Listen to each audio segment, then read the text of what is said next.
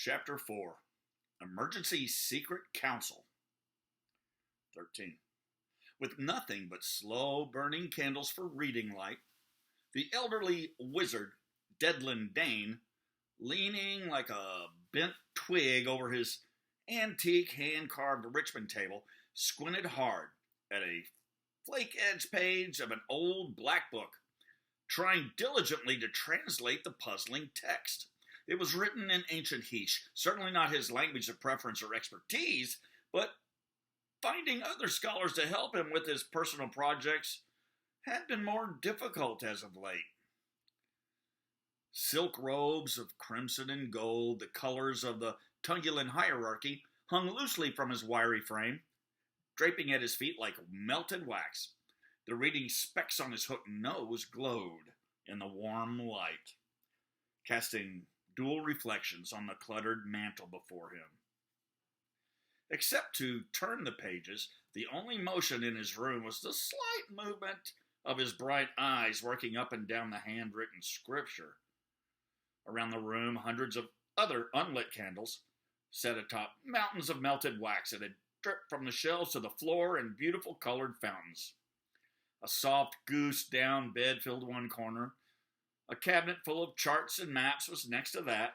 An old cedar chest sat beside the door. An old gray cat with cataracts was folded up on a straw mat in front of a slowly dying chimney fire. Every inch of his study was filled with books, thousands of them, large, small, old, new, thick and thin. Raising an arthritic finger to his tongue, he tenderly, reverently turned the yellowed page, careful to not dismember it from its rotted backing, and he pressed it gently into place with his palm. Since mid-afternoon, Dedlin had been deciphering a series of rare Doxus accounts concerning the dark arts and militant field tactics of the Garnian nation, specifically regarding emergency field codes and communications. It was old and outdated, but still, possibly, very relevant at that time. He drained the last few drops of a hazelnut liqueur from his silver chalice and yawned. He was very tired, but he could not yet lie down for the night. The king, the great-grandson of the king Dedlin had first served there, had granted his request for audience. More than that, he had been summoned to Dedlin to a secret council meeting. It had been a long time since the wizard had been summoned to the secret council, and Dedlin found it a bit ironic. He was considered antiquated now, nothing more than a living reminder of the old monarchy. Eccentric, and yes, somewhat theatrical and animated at times, and of outdated high ideals. Some of the youngest members of the cabinet suggested that he was certifiable. Yet, even sitting alone in his private library, Dedlin liked to believe that he carried about him an air of dignity, honor, and etiquette. At one time long ago, Dedlin Dane had been High Wizard to the King. He had once been young, powerful, and influential. His journeys far-reaching, his wisdom vast, his magic deep and creative, his advice renowned and well-regarded. Indeed, at a time, his singular actions had helped shape the foundations for civilization in central Galgaraya as it currently existed. Now, he was all but forgotten, tucked away into a dark corner of the castle like so much unneeded furniture. His mind often wandered to those glorious days when Tungulan was little more than a few towers with one lone wall to keep the wolverines of the forest at bay, when the wilds were unknown and mostly uncharted, and the dealings with the evil Garnians were not even whispered anymore. He almost nodded off to sleep, with those thoughts floating around in his head like familiar ghosts, when something stirred in his old heart, causing him to suddenly sober.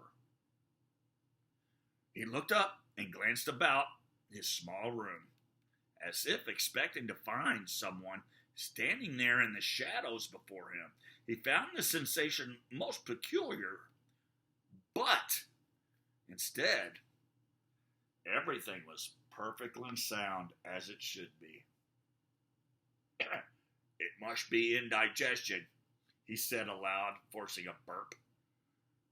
With a wheezing cough and a shake of his shaggy head, he managed to continue his repose. Then he felt it again. It was if there had been some psychic voice arise from the silence of his room, a harbinger of welcome news. Dedlin straightened up to listen better, his head cocked first one way, then the other. He looked curiously about his study, focusing hard. He realized then what it was. It was that sense, that special wizardly skill he used to have when somehow he just knew something. He's here, he said with a degree of excitement and awe. The old cat looked up from the mat for a moment, and then it resumed its nap, purring loudly. Dedlin smiled warmly. I have lived to see the day he has arrived at last. He placed a wide red bookmark between the pages to hold his place and placed the old manuscript in its exact spot in the dusty bookshelf to his left. He turned his antique chair to stretch his old, cold legs. My gracious me, the time has actually come, he said, cackling for a second. And just in time for a council, too. Walking up the stairs was painful. Dedlin's joints ached. He leaned heavily on his old, twisted walking stick, relying on it much more now than he used to. The chambers were empty and dark, even from the landing. He hadn't realized how late it had gotten. An orchestra, somewhere far down the main hall, was playing a solemn symphony, but it was too far away to discern the melody. Outside, the spherical lanterns along the garden path were still glowing hazily beyond the amber and crimson stained glass curtains that extended from the intricately painted ceilings to the polished wooden floors. The air grew cool in the music chambers on early summer evenings, so special attention was placed on protecting the rare and valuable instruments. It had been Dedlin's personal job, since retired, to see to it, now that the matters of men and politics were in some younger wizard's hands. They'll have to get someone else to take care of all this now, he wheezed, a new custodian, as it were. He ran his fingers across a harp as he passed it by.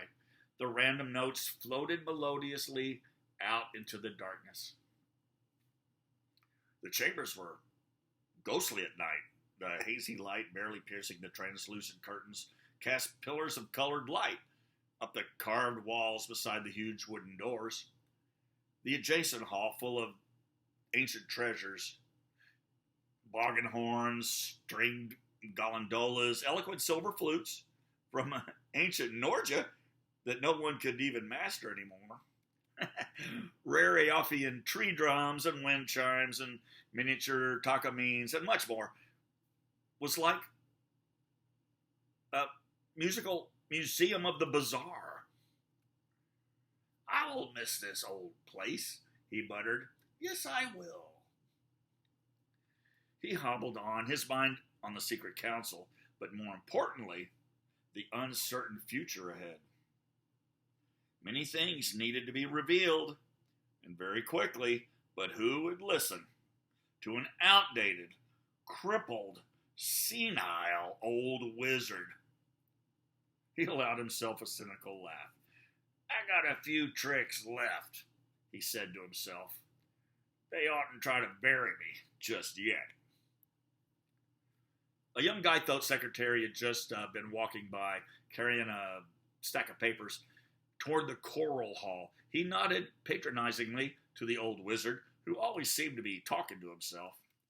Dedlin slipped through the thick wooden doors, over 5 times his height, and disappeared into the night beyond. 14. The twin suns began lowering in the southwest between two rugged peaks of the great Sebring mountain line, casting the long shadows of the giant tundra trees halfway up the gray-bricked castle walls. The northwestern skies were deep violet, shading gradually across the heavens to pink and gold where the tall billowy clouds chased the suns toward the horizon. Several silvery stars had presented themselves, frozen cold, upon the deep velvet ceiling beyond the mountains, twinkling clearly. One of the tallest towers in Tungulin was Westwatch.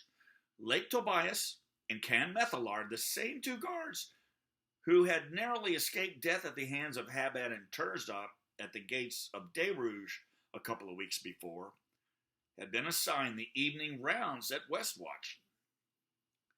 They had just finished a light dinner and were enjoying a good smoke as they watched the sights of the bustling city far below them, when, after a few minutes of pensive silence that had followed a dead-end conversation concerning the weather, Can asked his friend, "You think we'll ever get off this rock, my friend?" Lake shrugged absent-mindedly. Someday, probably, maybe. I want to be an explorer, Lake. Sometime before I die, I want to travel, to see the four corners of the continent of kingdoms. It's what I've always wanted to do ever since I was a wee boy. I'm beginning to think it's never going to happen. Sure will. Please don't patronize me, Cran said grumpily. What about you? Don't you want to see the desert? Or the plains, the ocean? Other cities? Beyond the rock? Me?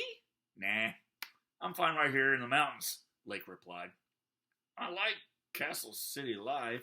I like to visit a few places, sure, but I know where my home is. He took a deep puff on his pipe. Besides, I'm getting too old to be running off out there somewhere now. It's time for me to settle down for good, I think. Get married. Have children. The wilds are no place for a man with a family. Cranrick considered Lake's words. I suppose, he replied. The wind as always was gusty. It blew their hair about and howled in the conical towers above their heads. Oh, I almost forgot to tell you. I was down at level 3 near the King's Hospital this afternoon, and guess what I heard? A doctor was talking about the Prince of Berja, Gabriel Dindayan, being here. He's being treated for injuries from a fight or something. Oh, well, there you go then, Cran. You know his kind, vagabond, really comes and goes as he pleases, willy-nilly. See, that's what I'm talking about. What a lifestyle being a ranger. He goes all over the place. His whole life is one great big adventure. Yeah, well, Gabriel trained for years to survive in the wilds. Can. We didn't. It's that simple. I don't know why you just can't accept your place and be happy. It's not that bad being a castle ranger, you know. I mean, the pay's not bad. It's a good, respectable life. I just think there's more to life than being a castle ranger, that's all, he replied, sounding frustrated. Like, I don't know, being a Skyro pirate for a while, training as a master pilot. I even thought about going to Arisia and competing in the Week of 11 trials. I'm not bad with a sword. With a little exercise, I think I have a chance of winning. Lake smiled. We're nearing our 30s, my friend, and I don't know if you've looked in the mirror lately, but your midsection isn't getting any smaller. When is the last time you even trained? You're a barrel of optimism, Lake, Ken replied, and they both took deep puffs of the Lambo weed again, blowing out their smoke in unison. Cran continued on with his news. Anyway, Prince Gabriel was injured fighting some monster, they say, a famous assassin. Yeah, he must be a good fighter, I suppose. I'd like to see him in real life, see what he looks like. You think he's really as cold-blooded as everyone says? He trained here for years, remember? Sometimes in the same arenas that I did, Cran said. Of course, I never met him because I was in the public classes. Gabriel was trained personally with the king's wizards and soldiers. Lake smiled. Such is fate, Cran, such is fate. Those who are born into royalty. Then he paused, squinting out into the dim twilight. Look, he shouted, pointing out at the horizon. Look at that. Do you see it there? It's on fire. For a few fleeting seconds, Lake and Cran watched a burning skycraft with an orange flaming trail behind it come racing frantically toward them through a low place in the nearest foothills. It went spiraling down into the Galothian forest, not too far from the dark neighboring castle city Bondoon, leaving behind it a thick black trail of smoke. By the gods, Lake said, could anyone have survived that? Cran said, I'm sure the Gogmores will get there before we do, Lake said. Hand me the comm and keep an eye out while I call this in. Bondoon, a smaller adjacent castle city that shared the valley with the castle city Tungulin, rose from the wispy fog like a withered, many-fingered hand, rotten and decrepit. A fierce warlock called Gowerwin had ruled the brutal Gogmores there for nearly 100 years. Tungulin officials always kept a close watch on Bondoon, but did not interfere with them, respecting their simple laws and fluctuating boundaries. Before the overlord Gawerwin the Great's rule, the Gogmores had been much worse, a constant nuisance, looting and occasionally attacking outlying Tungulin farms. Scattered confrontations with the Gogmores were still commonplace, but over the decades, Gowerwin had brought some semblance of order to the brutish race. Although they instituted no immediate threat to Tungulin or her inhabitants away from the protection of walls, there was no telling what the Gogmores were capable of. All castle rangers had been on alert recently, and they had been told to monitor any unusual or suspicious activity, and to immediately report the findings up the chain of command. Just as Lake threw a priority pass into the comm to contact Commander Binder's staff at Defense Command, two more dark ships came cruising through the mountain pass. Great silver, black, and red warships, each themselves the size of a small city. By the gods, Lake repeated, but this time much more emphatically.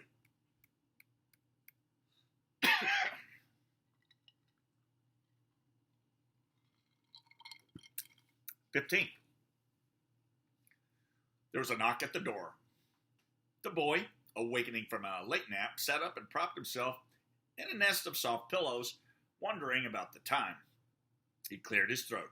Come in, he said. Gabriel smiled as he entered, gently closing the door behind him. Hello there. It's been 6 days. I thought I'd visit you if it's all right, he said. Yes, of course. Please come in. The boy looked well.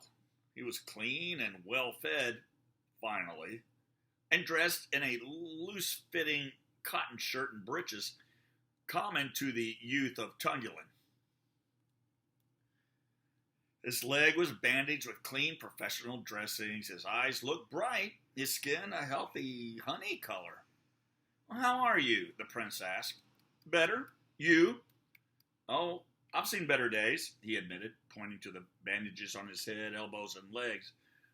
But then again, I've seen worse. The physicians here, well, they're masters. Yes, my leg is still a mess. My head feels better, but my back, I'm not used to being saddled for so long. If the boy understood the joke, he didn't show it. I was just having a nap, he replied, and I fear I've slept too long. The boy was always attempting to sound so formal, but it did not even a bit more theatrical than it needed today. Well, Gabriel said, limping across a small room to a bedside chair. Tonight's the New Year celebration. I was just out in the public park this evening, looking at all the sights, enjoying the beautiful sunset, and trying to get this bum leg of mine to cooperate a little. It was very nice out. Should be a perfect night for a celebration. I'm sorry I missed it, the boy replied. I'm sure all the nice young ladies you talked to helped to make you feel better. He mumbled, then he laughed. You were watching? I could see you from my window. Quite the ladies' man, I'm led to believe. Well, it's been a while since I've had the company of a lady, if you know what I mean. Yes, I'm afraid I do. Gabriel felt oddly scrutinized. Anyway, I was thinking while I was out there, I wanted to ask you to do something with me tomorrow night if you're not too busy. You would. As I probably told you, King Van Tu is an old friend and ally of the family. He summoned me to secret council, which was originally scheduled 3 days from now, but it's been moved up to tomorrow after dinner. I thought that maybe you'd like to come along with me, get out of this cramped room for a bit, meet some of the local dignitaries. The boy smiled and looked at him with eyes as sharp as arrows. Well, it isn't as boring as it sounds. You might find it interesting, Gabriel said. It's quite an honor, really.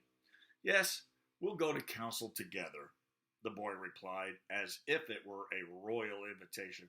I would be honored, sir. Always so formal, Gabriel said, again displaying his unique smile, but only for a moment. Then he looked up again. He felt as though the blood was leaving his face because he was still troubled. But that's not the only reason I wanted to see you. Yes? I'm still confused. The boy nodded.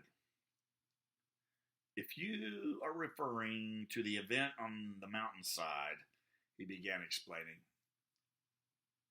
I can only suppose that your blaster must have fired a blank, or that Habad missed me altogether and hit the nearby rocks instead. I'm not sure. I'm at a loss just as you are. But I saw the whole thing. The impact. I should be dead. That is what you mean to say? Yes. Yet here I am, still alive.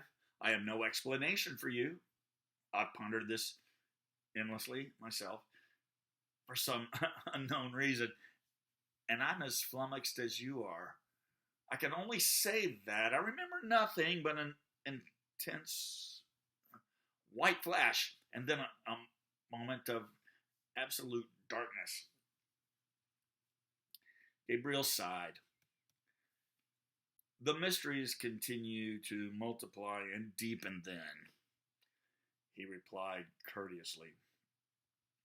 That scoundrel, Habad, the only one who might know what happened up there for sure, left no trail to follow.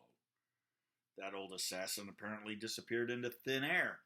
And so then his mission for your mysterious key, in retrospect, was a failure.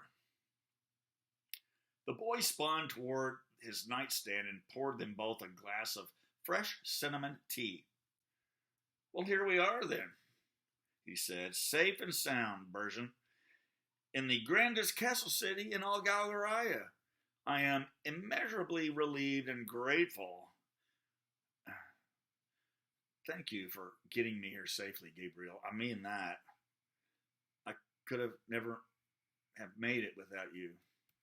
You're welcome, sir, he answered, taking his glass, and I hope you find whatever it is that you seek here, O mysterious one.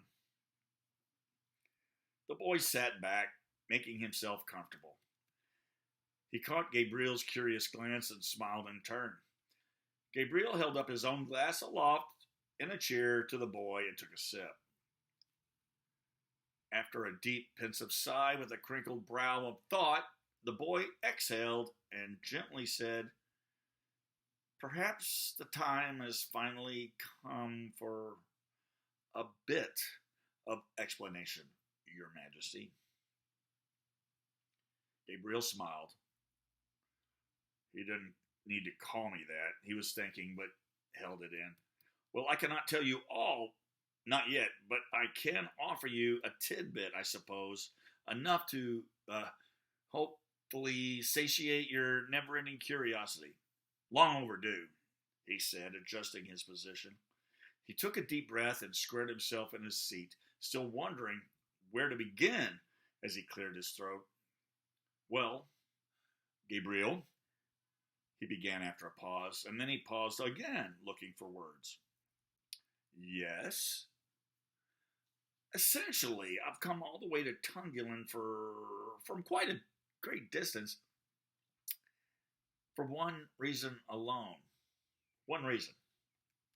Very well, Gabriel acknowledged with a nod. Yes, one reason, simply enough, just to find someone, a man, probably very old now, a very old man who, I hope, still serves here. I've come to ask for his assistance and his wizened advice. He is called... He again paused for a few seconds in thought before continuing to go through and finish his sentence. Then he went on gracefully. His name is Dedlin Dane. He is a wizard here, I've heard, if he is, in fact, still alive, or truly ever existed in the first place. Gabriel frowned. I don't know him. Nor do I, the boy said, other than by story and reputation, and so I do not know whether or not I can truly trust him, since all that is known of him comes from sources long since discarded. I've heard he has old maps and knows the old stories better than anyone else in the kingdom. I was told by many counselors and advisors that he alone can help guide me on what I must do next, to help direct me to, from here again, chose his words carefully, to a place, a secret place, reputedly lost now for eons, they say. A place that I must now seek out with some present urgency, and hopefully then he can tell me what I must do once I arrive there. That's it. Gabriel was not just a little intrigued with this story and vague unanswered riddles after all he had witnessed. He was, after all, an explorer by nature. What he wanted to know most of all about all of this was why. Yet, rather than inquire, since this was no interrogation, he sat there quietly and respectfully with manners and continued listening in gentlemanly silence. The boy, reluctantly, went on.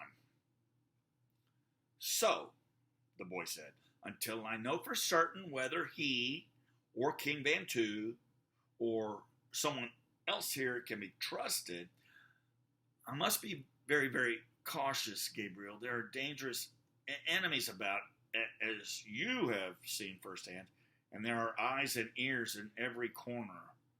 At this present juncture, I believe that there is only one individual I can now trust wholeheartedly, whom I can still reach because of where I am now, because it has been proven to me. Oh, one? Who could that be? The boy's blue eyes gleamed like razors into Gabriel's eyes of hazel green. That individual is you. Gabriel nodded, a smile easing in. Yes, you can. You can trust me. Therefore, I have a favor to ask. A favor? Yes, a favor, if I may. Such as? I would like to entrust something to you. Something unique and precious, if you'll keep it. Gabriel wasn't sure about any of this now. He didn't want or need anything to take care of, really. Not now. He had to get back to Swaria Talu. Yet, he still wanted to know. He still wanted to hear what it was before agreeing or disagreeing. You have proven your valor to me, and so, on you alone, I will depend, the boy said, again overly formal. Go ahead, the prince replied. The boy seemed a bit elated.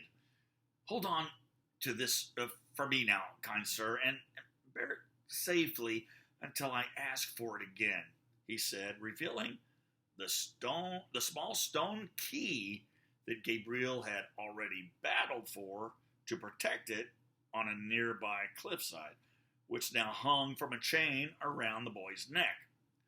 It's more precious than any amount of gold or jewels or magic power in this land.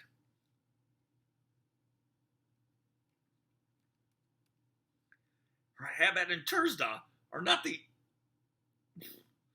only ones who desire this ancient trinket. There are far worse than they who would have it. Gabriel now bore a puzzled and yet an interested expression on his face. So this is it, he said. This is Habad's key. It is the key, but it is not Habad's by any means, the boy corrected. It's holy and precious, Prince. Gabriel stood, slightly reprimanded, playing along as if it were a game. I am at your service gladly for as long as you require, he told him with a royal bow, half seriously. The boy held it out before them, dangling it from a beautiful silver chain in the light coming from the open window. The key was slate gray in color.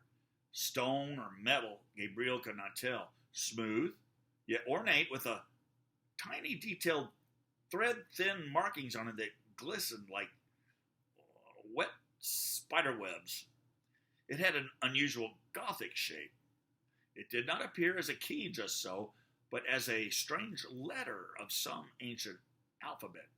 It's very interesting, he replied, now considering it more seriously, but for whatever true reason he was still unaware. Hopefully, Dedlin will be able to explain its purpose, the boy said in a more excited tone that Gabriel had never heard him use. The boy then shifted in demeanor and looked at Gabriel with fierce, piercing eyes. Please guard it with your life, Prince Warrior. Gabriel nodded to him.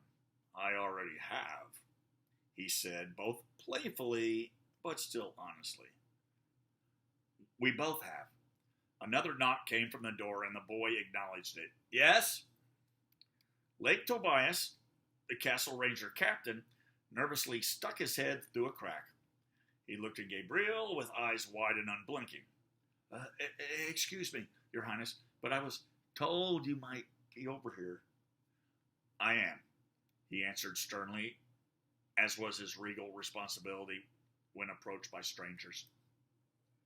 Well, okay, yes, King Van 2 requests your presence in his meeting hall now. Immediately was the word he used. Secret council has been called even earlier than previously planned because of some new tumultuous developments. It's an emergency now, he says. Very well, Gabriel nodded. Tell him I'm on my way, and tell them now that I will have a guest with me. The nervous castle ranger captain bowed deeply and respectfully backed out of the door as best he could without tumbling or mumbling. New developments, the boy said. I do not like the sound of it. I'll get dressed right away. I need a few moments of privacy first, if I may. I'm going to end this chapter right here because it's fairly longer than most and cut it in half. Emergency Secret Council Part 2 is next.